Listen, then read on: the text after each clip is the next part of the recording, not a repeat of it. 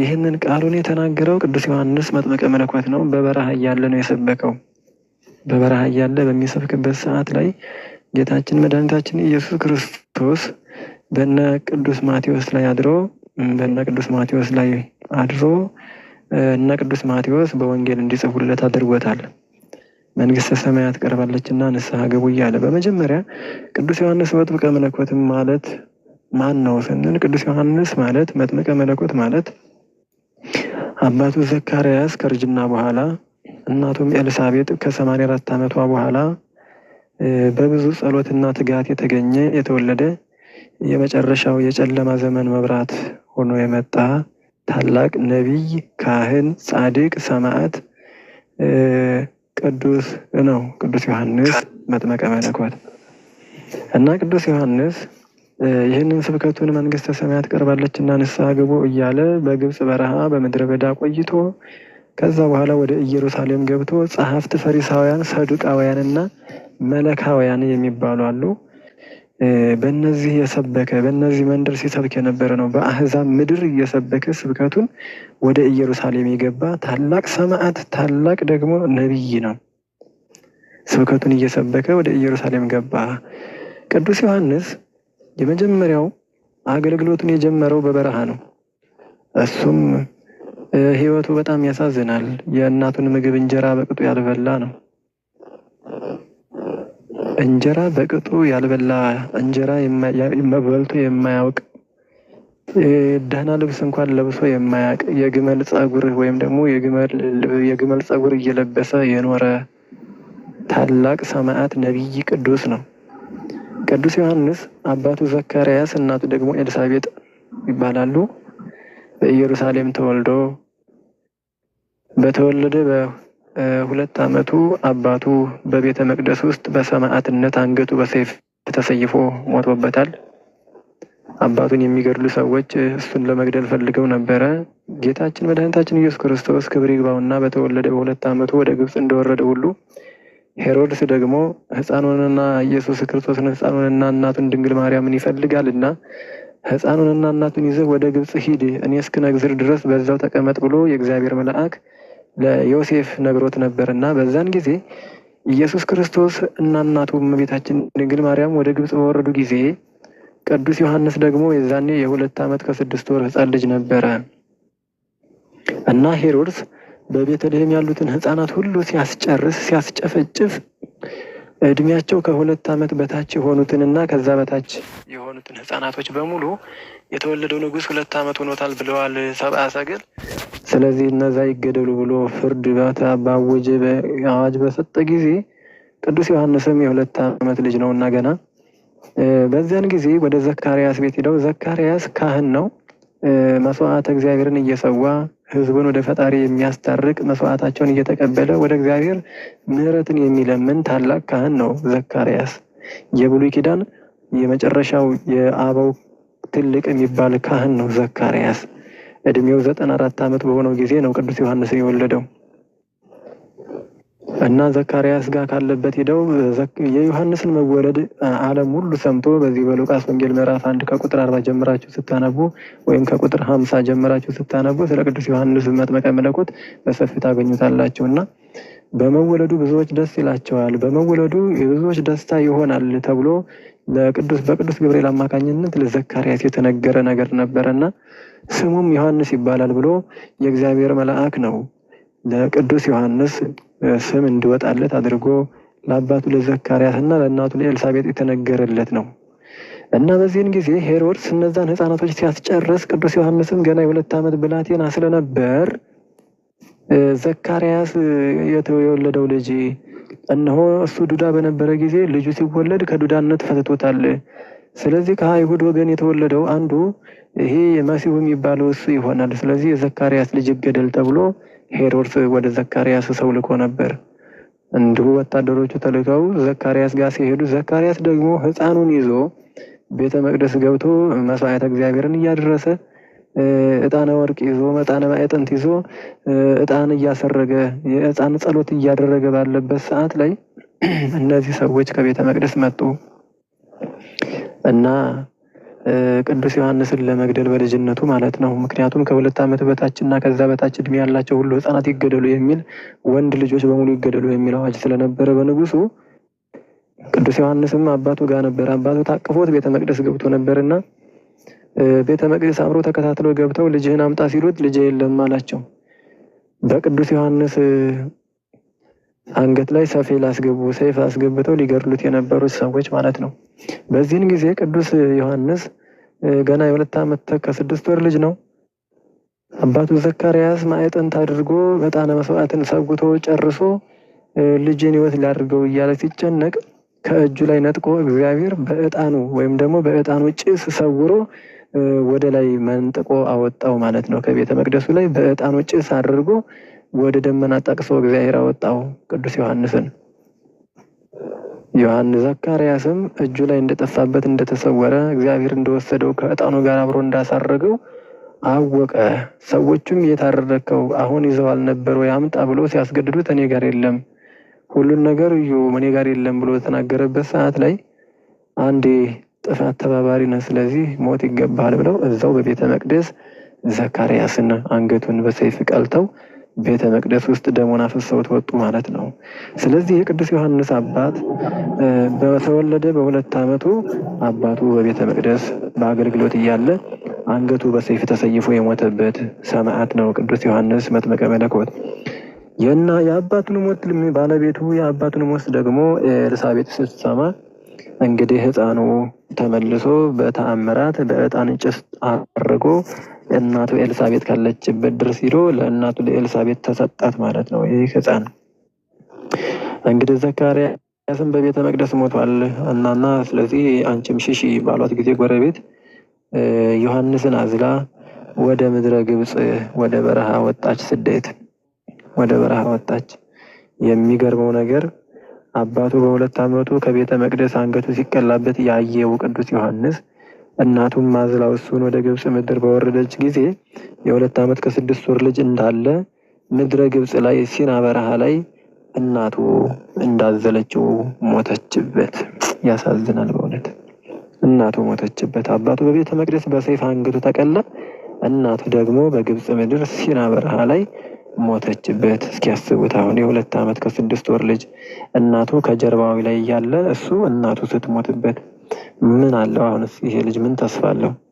የሚበላው የለ የሚጠጣው የለ። የእናቱን ጡት ጠብቶ ያልጨረሰ ልጅ ገና ብላቴና ልጅ ነው። እናቱ ሞተችበት። በዚህን ጊዜ ቅዱስ ዮሐንስን የሚጠብቅ መልአክን እግዚአብሔር ላከ። እናቱም በምድረ ግብጽ በዛ ቀረች፣ አባቱን በቤተ መቅደስ ቀረ። እናቱም አባቱን ሳትቀብር እንዲሁም ደግሞ እሱም እናቱን ጋር ኑሮ ስደቱን ሳይመለስ እሷም ልጄ ብላ ልጇን ይዘው ተሰዳ ለልጇ ስትል የተሰደደች እናት ልጇን ለማትረፍ ብላ እሷ በሲና በረሃ መንገድ ላይ ነፍሷ ከስጋዋ ተለየች።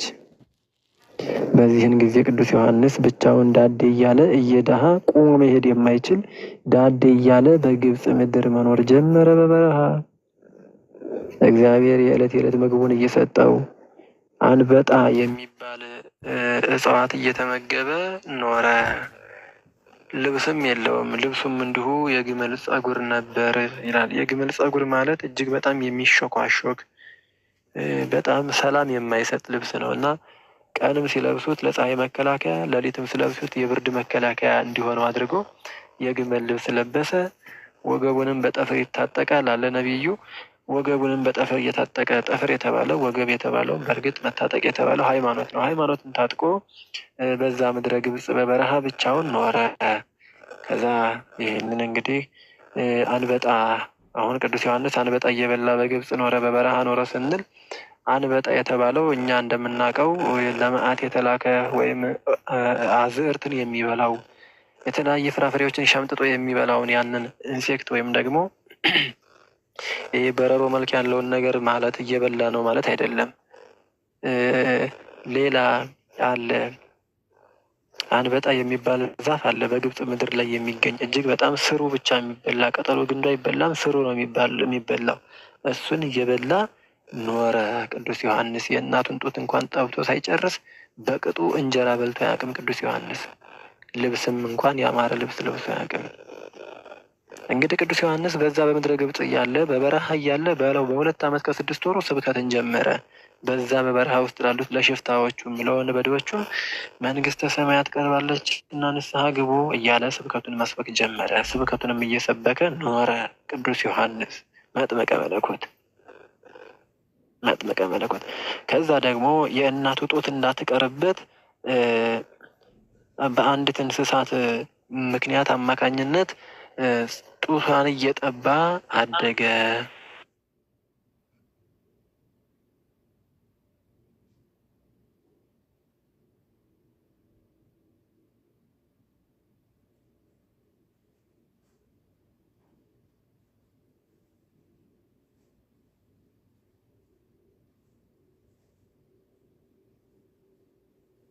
ኔትወርክ ነው። እንዴት አመሻችሁ? ሰላም እግዚአብሔር ከሁላችን ጋር ይሁን።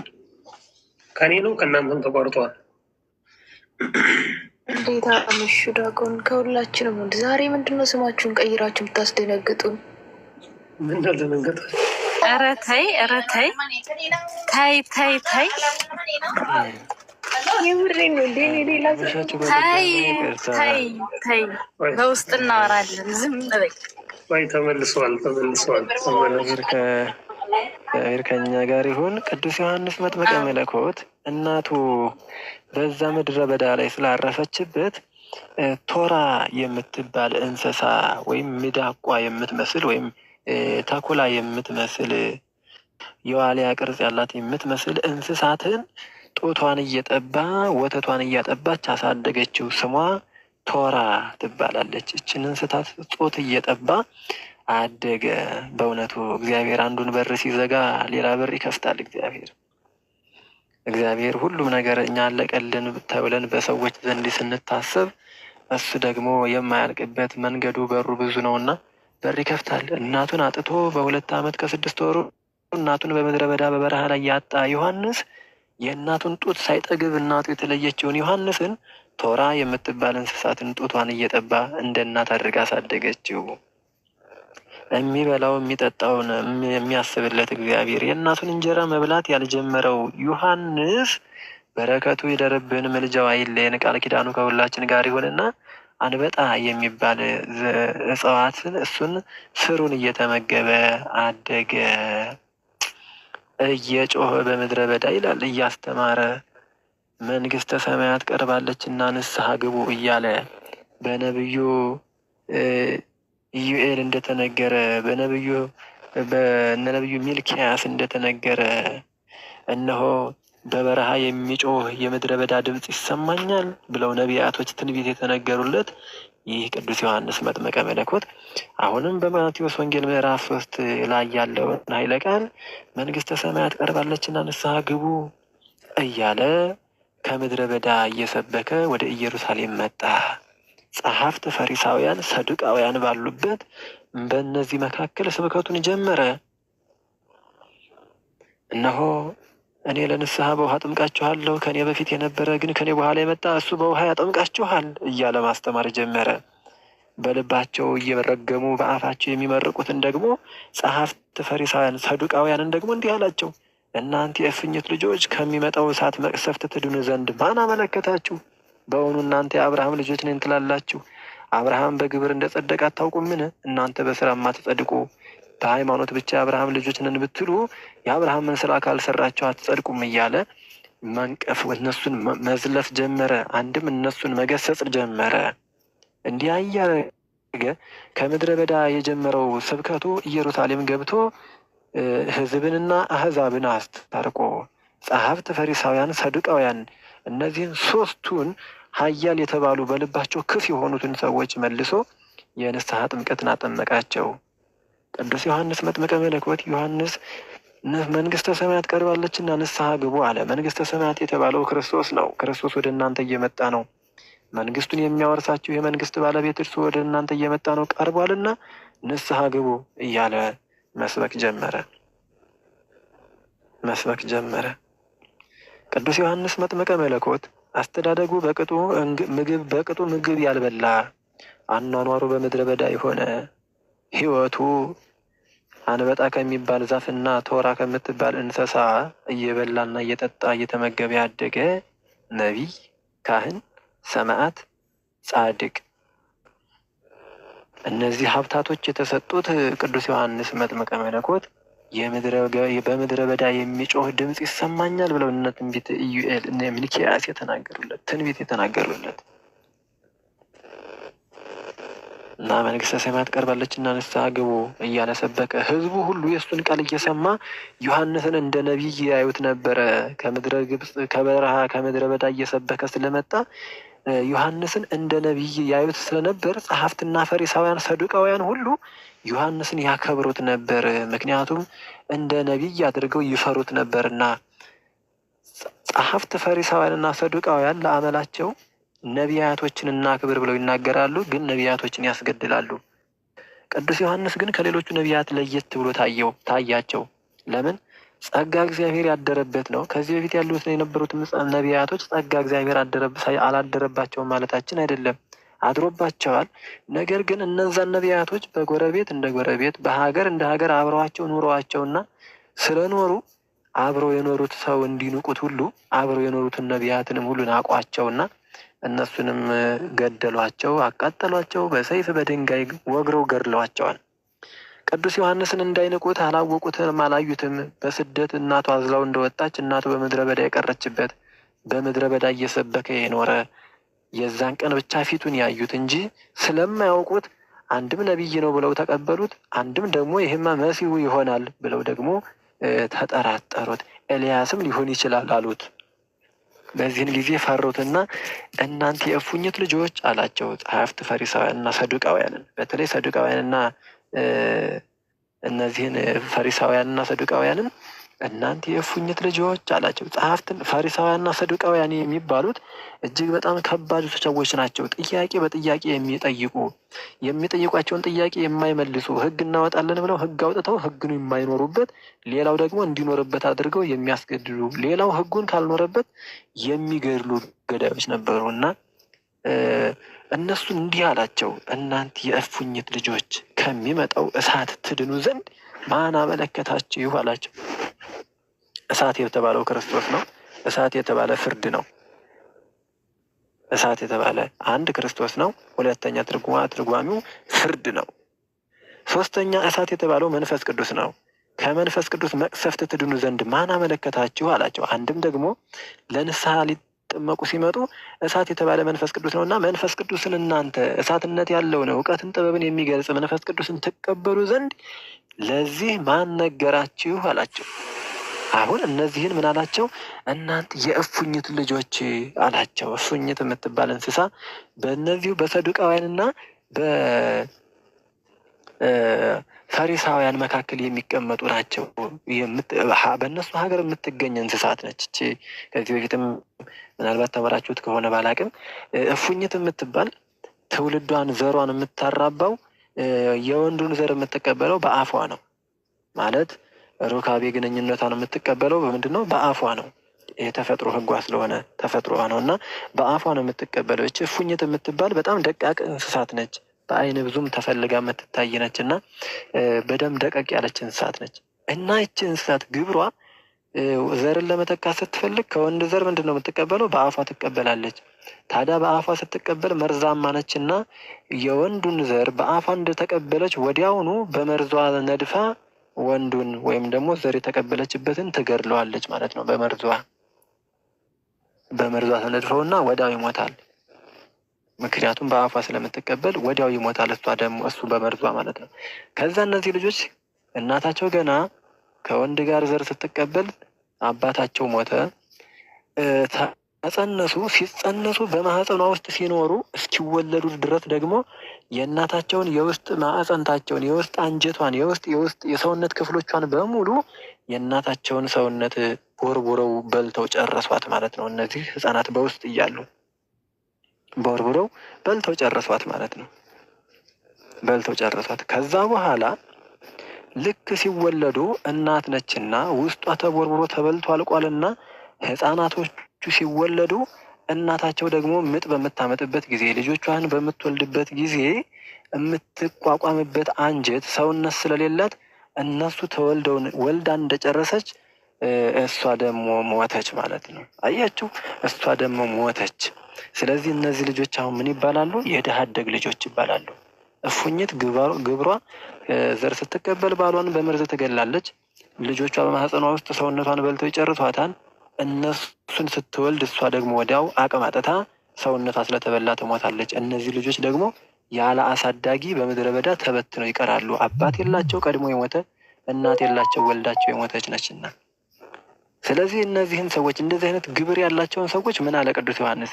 ንስሐ ግቡ መንግስተ ሰማያት ቀርባለችና ንስሐ ግቡ አላቸው። እነዚህ ሰዎችም ወይ እነሱን ነው እየነገራቸው ያለው። በሀገራቸው ባለችው እንስሳት በግብሯ ክፉ በሆነ ድሃ አደጎች በሆኑ ልጆቿ ምክንያት አድርጎ በምሳሌ አድርጎ አስተማራቸው እነዚህን ሰዎች። እነዚህ ብዙ ነቢያት ሲያስተምራቸው ያልተመለሱ ብዙ ሊቃውንት ብዙ ነቢያቶች እያስተማሯቸው እንደውም እንኳን ትምህርታቸውን ሊሰሟቸው እየገደሏቸው በእሳት እያቃጠሉ በድንጋይ እየወገሩ እግር እጃቸውን አስረው በመጋዝ እየተረተሩ ሲያስቸግሩ የነበሩ በጣም ልባቸው የደነደነ የጠረጠሩ ነበሩ። ግን ደግሞ የአብርሃም ልጆች ነን እያሉ በአብርሃም የሚመኩ ነበሩ።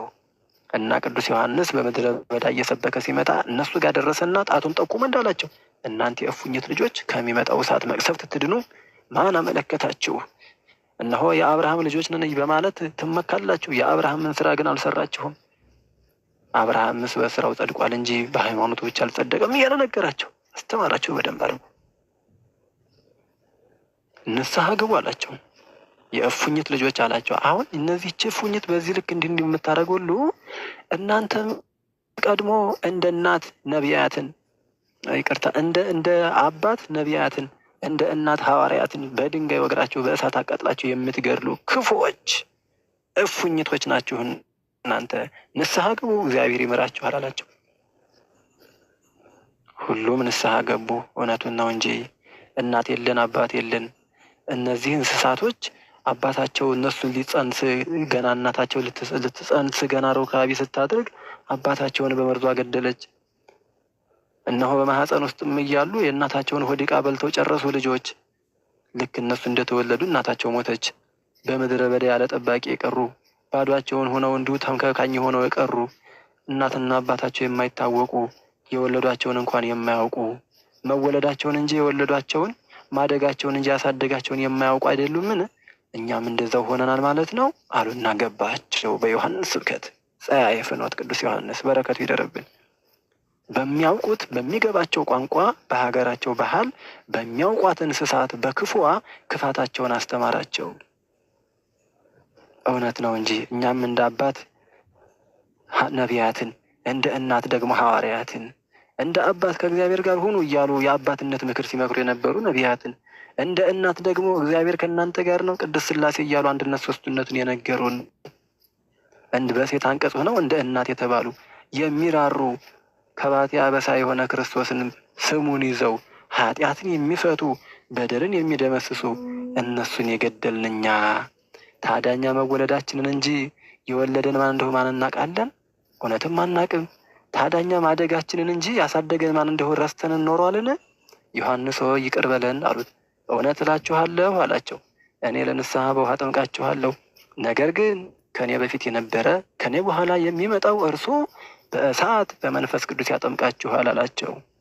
የእግሩን ጫማ ጠፍር መፍታት የማይቻለኝ ከሱ እጅግ በጣም የማንስ የወረድኩ ነኝ ብሎ እሱ አምላክ እንዳልሆነ እሱ እግዚአብሔር ኢየሱስ ክርስቶስ የሚባለው እንዳልሆነ ነገራቸው። እነዚህ ሰዎች ይህንን በባህላቸው አድርጎ ሲሰድባቸው፣ ሲገስጻቸው፣ ሲያስተምራቸው ጌታ ሆይ ይሉት ነበር እና እኔ እውነት እላችኋለሁ አንተ ኢየሱስ ነው አሉት። እኔ እውነት እላችኋለሁ ኢየሱስ አይደለሁም። እኔስ ኢየሱስ የምትሉትን የእሱን የጫማውን ማዘቢያ ጠፍር መፍታት የማይቻለኝ ታናሽ ሰው ነኝ አላቸው። ፍጡር መሆኑን ነገራቸው። ፈጣሪ እንዳልሆነ ገለጽላቸው። ቅዱስ ዮሐንስ የትህትና አባት ይባላል። የጌታውን የመድኃኒታችን የኢየሱስ ክርስቶስን ጫማ መፍታት የማይቻለኝ ትንሽ ነኝ አለ። ይሄ ትህትና ነው።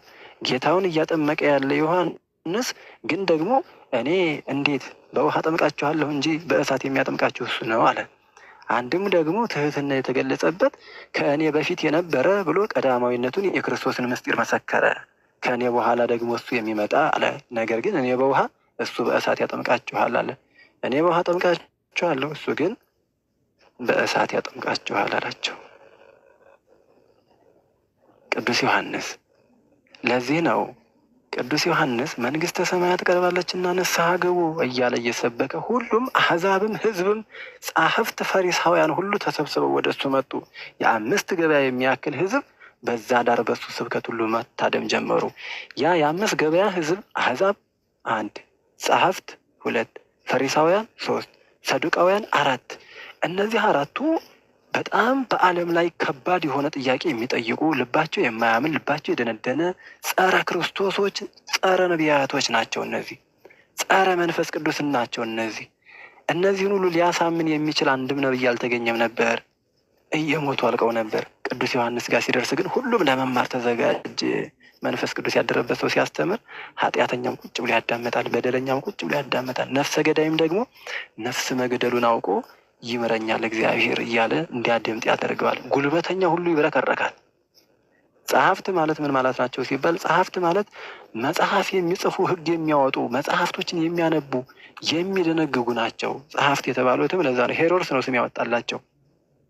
ጸሐፍት ማለት የታሪክ መጽሐፍትን ቀደምት መጽሐፍትን እያነበቡ ለሕዝቡ ሁሉ የሚናገሩ የሙሴን ሕግ እየተረጎሙ የሚኖሩ ግን ሕጉን ይተረጉማሉት ሕጉን የማይኖሩት ብልሹዎች ናቸው። እነሱ ሕጉን ይተረጉማሉ ግን በሕጉ አይኖሩም። ብልሹዎች ናቸው፣ ጸሐፍት ይባላሉ እነዚህ።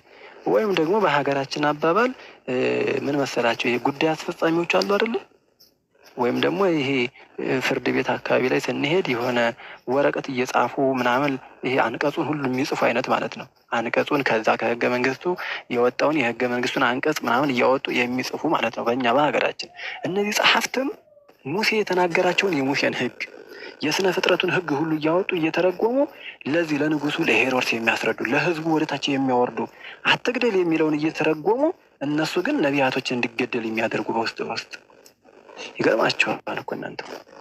ጸሐፍት ማለት እነዚህ ታሪክና ቀለም ብለው የታሪክ ተመራማሪዎች ነን የሚሉ ግን ታሪክ የሚያበላሹ ኢየሩሳሌም ቅርጿና ገጿ እንዲጠፋ አድርገው የባንዳነት ስሜት ተሰምቷቸው ኢየሩሳሌምን ከሶስት የከፈሉ ሰዎች ነበሩ። እነዚህ ጸሐፍት ይባላሉ። እነዚህ ጸሐፍት የሚባሉት እነዚህ ናቸው። ያነባሉ፣ አንብበው ግን እውቀታቸው ወደ ተግባር የማይቀየር ማለት ነው በጠቅላላ። ፈሪሳውያን ደግሞ ከሁሉ ጋር የማይስማሙ እንዲሁ በዚህ ዝም ብለው በንጽህና ብቻ እየኖሩ መልክና ውበት ያላቸው ነገር ግን ደግሞ ውበታቸውንና መልካቸውን ክርስቶስን የማያውቁ ሃይማኖት አለን እያሉ የሚመኩበት የአብርሃምን አምላክ ወይም አብርሃምን ይመካሉ። አብርሃምን እንደ አምላክ አድርገው የአብርሃም አምላክ ይምረናል ይላሉ እንጂ አብርሃም የሚሰራውን ስራ የማይሰሩ ናቸው። እነዚህ ደግሞ ፈሪሳውያን ማለት አንድም ፈሪሳውያን ደግሞ ምንድን ናቸው? ጸሎታቸውን ሲጸልዩ ግልጽ በግልጽ እያደረጉ ሰው እንዲያያቸው የሚፈልጉ ጸሎተኛ ለመምሰል፣ በጎ ለመምሰል፣ ቅዱስ ለመምሰል ራሳቸውን እንደተቀደሰ ፍጡር አድርገው የሚያዩ መታየትን የሚፈልጉ ብቻ የነበሩ ናቸው። እነዚህ ደግሞ ፈሪሳውያን። ሰዱቃውያን ማለት ደግሞ ጥያቄ የሚያበዙ ናቸው። ጥያቄ የሚያበዙ ይሄ ለምን ሆነ፣ ይሄ ለምን ሆነ፣ በጠቅላላ ፖለቲከኞች ማለት ነው። እነዚህ ሰዱቃውያን ፖለቲከኞች። ክርስቶስ አንድ ጥያቄ ሲጠይቃቸው እነሱ ለክርስቶስ አንድ ጥያቄ ይጠይቃሉ። እሱ ሲመልስላቸው እሱ የመለስላቸውን ደግሞ በሌላ ዙር ይጠይቃሉ። እነሱን በእነሱ ጥያቄ ውስጥ እንዲገቡ አድርጎ ደግሞ ክርስቶስ ይመልስላቸዋል።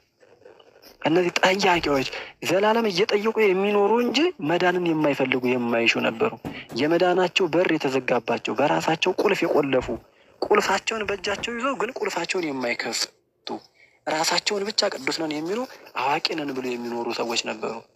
አዋቂነት ሥላሴ ካልተጨመረበት እግዚአብሔር ካልተያ የእፉኝት ልጆች አላቸው።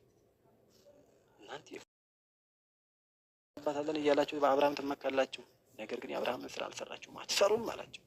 ከሚመጣው መቅሰፍት እሳት ትድኑ ዘንድ ማን አመለከታችሁ አላቸው። እነሆ ምሳር በዛፎች ስር ተቀምጧል አለ። ምሳር በዛፎች ስር ተቀምጧል አላቸው። ፍሬ የሚያፈራው ዛፍ ሁሉ ይተዋል፣ ፍሬ የማያፈራው ዛፍ ግን እሱ ምን ይላል? ይቆረጣል፣ ተቆርጦም ደግሞ በእሳት ይቃጠላል አለ። መንሹ በእጁ ነው አለ። ክርስቶስን ነው የሚሰብከው። አሁን ቅዱስ ዮሐንስ እንግዲህ ከምድረ በዳ እየሰበከ ነው የመጣው። እነሱ ጋር ሲደርስ ግን ቦታውን አገኘና መንሹም በእጁ ነው አለ። መንሹም በእጁ ነው፣ ገለባውንም ይለያል፣ ገለባውንም እንዲሁ ፍሬ የሌለውን ገለባ ያቃጥለዋል። አንድም ደግሞ ንፋስ ባለው በትቢያ አንስቶ ይጥለዋል።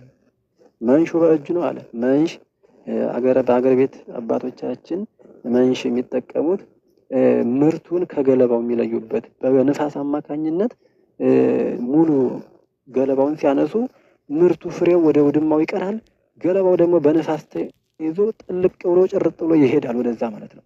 ስለዚህ መንሽ የተባለው ፍርድ ነው። ፍርድ የሚፈርደው ጌታ ወደ እናንተ መጥቷል። እንደ ጽድቃችሁ እንደ ስራችሁ ዋጋችሁን በቁናችሁ ሊከፍላችሁ መጥቷል። ስለዚህ አምናችሁ ተቀበሉ፣ ንስሐ ግቡ አላቸው። ሁሉም ንስሐ ገቡ። ሳይፈረድብን ሳይፈርድብን ብለው ንስሐ ገቡ። ንስሐ ገብተውም ተጠመቁ። በቀን የ5 ገበያ የሚያክል ሰው በንስሐ ተጠመቀ በቅዱስ ዮሐንስ አማካኝነት። ስለዚህ ነው ቅዱስ ዮሐንስ መንግስተ ሰማያት ቀርባለችና ንስሐ ግቡ አላቸው። ምሳር የተባለው ፍርድ ነው። በዛፎች ስር የተባለው ዛፎች ቅርንጫፋቸው ብዙ እንደሆነ እኛ ምዕመናኖች ነን።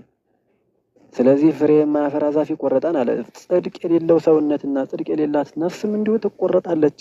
ምሳር ፍርድ ነው። አንድም ምሳር ክርስቶስ ነው። ምሳር ዛፎችን ከስራቸው ቆርጦ እንዲጥል ሁሉ ክርስቶስም ደግሞ ኃጢአተኞችን ከገጸ ምድር ነቅሎ ይጥላልና እያላቸው፣ አንድም በመቅሰፍቱ መቅሰፍት ይችላልና ፍሬ የማያፈራ ዛፍ ይቆረጣል አለ። ፍሬ የማያፈራውን ምግባረ ሃይማኖት ምግባረ ትሩፋት የሌለውን እነዚህን እግዚአብሔር ያጠፋቸዋል አለ ቅዱስ ዳዊት። በዚህ በመዝሙር 69 ላይ የተናገረው አንድ ቃል አለ። 69 ላይ 89 ላይ መሰለኝ እና እነሆ እነዚህ እንደ ምድያምና እንደ ሲሳራ እንደ ኢያቢስ በቂሶን ወንዝም እንዳደረክባቸው ሁሉ አድርግባቸው። ስም አጠራራቸውን ከገጸ ምድር አጥፋቸው። ሚስቶቻቸው መበለቶች ይሁኑ፣ ልጆቻቸው እንደ አደጎች ይሁኑ፣ እነሱም ተቅበዝባዦች ይሁኑ። በአንድ ትውልድ ስማቸው ከገጸ ምድር ከሕይወት መጽሐፍ ስማቸው ይፋቅ ይደምሰስ እያለ የረገማቸው ናቸው። እነዚህ ቅዱስ ዳዊት የረገማቸው ናቸው። እነዚህ ሰዎች የሚገርም እኮ ነው። እነዚህን ሰዎች ቅዱስ ዳዊት እንደዚህ ብሏቸዋል። እስራኤልን እንደ ቅርጫ ስጋ የበታተኑ፣ እስራኤልን ኢየሩሳሌምን እንደ ቅርጫ ስጋ ያቃርጡ ሰዎች ነበሩ። ሕግ እናውቃለን እያሉ ግን ደግሞ የንጉሳቸውን መንገድ የንጉሳቸውን ዙፋን እሱን እያስጠበቁ ሕዝባቸውን ሰቀቀን ላይ ይጣሉ። እስራኤልን ደግሞ ከ5 እስከ 6 እንደ ቅርጫ ስጋ የቀረጹ ነበሩ። ታቦተ ጽዮንም እንድትማረክ ያደረጓቸውን ጭምር ነው ቅዱስ ዳዊት እንደዚህ የረገማቸው።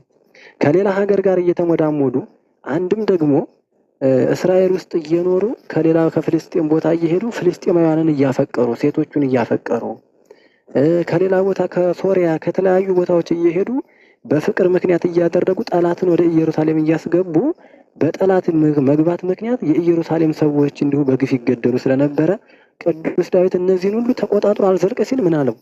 እነዚህን እንዲህ የሚያደርጉትን አለ እስራኤልን በዚህ ልክ የሚያዋጓትን እስራኤልን በዚህ ልክ የሚጥሏትን ሁሉ አለ ከአንተ ዘንድ አይደሉምና አሁንም እነሱ የዲያብሎስ ልጆች ናቸው። ስለዚህ ስም አጠራራቸው እንዳይታወቅ ስማቸውን ከሕይወት መዝገብ ፋቅ። በአንድ ትውልድ ትደምሰስ ስማቸው ትደምሰስ አላቸው። የሚገርም እኮ እና ቅዱስ ዳዊት እነዚህን ሰዎች የተናገራቸውን ቅዱስ ዮሐንስ መጥምቀ መለኮት መጥቶ ንስሐ ግቡ ብሎ በንስሐ ጠመቃቸው። በንስሐ አጥምቆ የሥላሴን ልጅነት ሰጣቸው። ሰውን ከማሳደድ ከመግደል ተቆጥበው ክርስቶስን ከማፍቀር ደረሱ። እኛ አዋቂዎች ነን ሲሉ አዋቂ የሆነ ክርስቶስን አውቀው ተቀመጡ። እኛ ጉልበት አለን ያሉትን በቅዱስ ዮሐንስ ስብከት ጉልበት የእግዚአብሔር ነው፣ ኃይል የእርሱ ነው ብለው መሰከሩ። እኛ ጥበብ አለን ብለው ሲመኩ የነበሩትን ሞኞች ጥበብ የእግዚአብሔር ማዳን የእግዚአብሔር እንደሆነ አወቁ፣ ተረዱ። ስለዚህ በዚህ አንጻር እናንተ ከሚመጣው እሳት ትድኑ ዘንድ ማን አመለከታችሁ አለ። መንግስተ ሰማያት ቀርባለችና ንስሐ ግቡ አላቸው። ቅዱስ ዮሐንስ መጥምቀ መለኮት። የቅዱስ ዮሐንስ የመጥምቀ መለኮት ቃል በዮሐንስ ወንጌልም ተቀምጦ እናገኘዋለን። በዚህ ደግሞ በማቴዎስ ወንጌል ምዕራፍ 3 ላይ በበረሃ እየሰበከ የመጣውን ቃል እናገኛለን። ቅዱስ ዮሐንስ በቤተ ክርስቲያናችን በቃጭል ይመሰላል። ቃጭል ታውቃላችሁ? ቅዳሴ ላይ ቅዳሴ ሲቀደስ ካህናቶቹ ይዘውት የሚዞሩት ወይም ደግሞ ቃጭል የሚመቱት እግዚኦ ሲባል ቃጭሉ የሚመታው እሱ ቃጭል የማን ነው ይባል? የቅዱስ ዮሐንስ የመጥምቀ መለኮት የቅዱስ ዮሐንስ የወልደ ነጎድጓድና የእመቤታችን የቅድስት ድንግል ማርያም በመስቀሉ ስር ሆነው ያለቀሱት የለቅሷቸው ምሳሌ ነው። እቺ ዲያቆኑ ጭጭ የሚያደርጋት እሷ የምን ምሳሌ ነች? ቅዱስ ዮሐንስ ወልደ ነጎድጓድ ወንጌላዊው እና እመቤታችን ድንግል ማርያም በመስቀሉ ስር ሆነው ሲያለቅሱት የነበረው የለቅሷቸው ጩኸት ምሳሌ። ይሄኛው ትልቁ ደወል ደግሞ ሌሊት ለኪዳን ቀንም ለቅዳሴ ለሰዓታት ለአንድም ለሌላ ለብዙ ነገር በቤተ መቅደሳችን ላይ ራሱን የቻለ ደወል ቤት ተሰርቶለት የምናየው ማለት ነው። እሱ ደወል ደግሞ ድምፁም ከሩቅ ይሰማል። የድምፁም ዜማው ደግሞ እጅግ በጣም ረጅም ሰዓቶችን ይቆያል። ያ ትልቁ ደወል የቅዱስ ዮሐንስ የመጥምቀ መለኮት ምሳሌ ነው። ይህ ደወል ድምፁ በረጅሙ እንደሚሰማ ሁሉ ቅዱስ ዮሐንስ መጥምቀ መለኮትም ከምድረ ግብፅ ጀምሮ ከበረሃ ጀምሮ ከምድረ በዳ ጀምሮ እስከ ኢየሩሳሌም እስከ ዮርዳኖስ ድረስ በረጅሙ ስብከትን እየሰበከ የመጣበት የእሱ ጩኸት የስብከቱ የትምህርቱ ምሳሌ ነው ማለት ነው። ስለዚህ በቤተ መቅደሳችን ያሉት ነገሮች ሁሉ ስርዓት አላቸው፣ ምሳሌ አላቸው።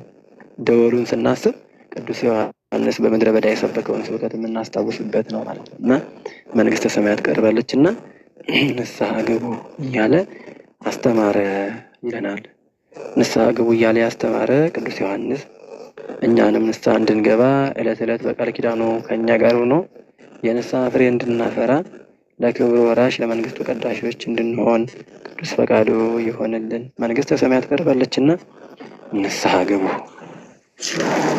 የትምህርታችን ድረስ ነው ለመከረን ያስተማረ አባቶቻችን የተመሰገነ የተወደሰ ይሆንልን። ይቆያል።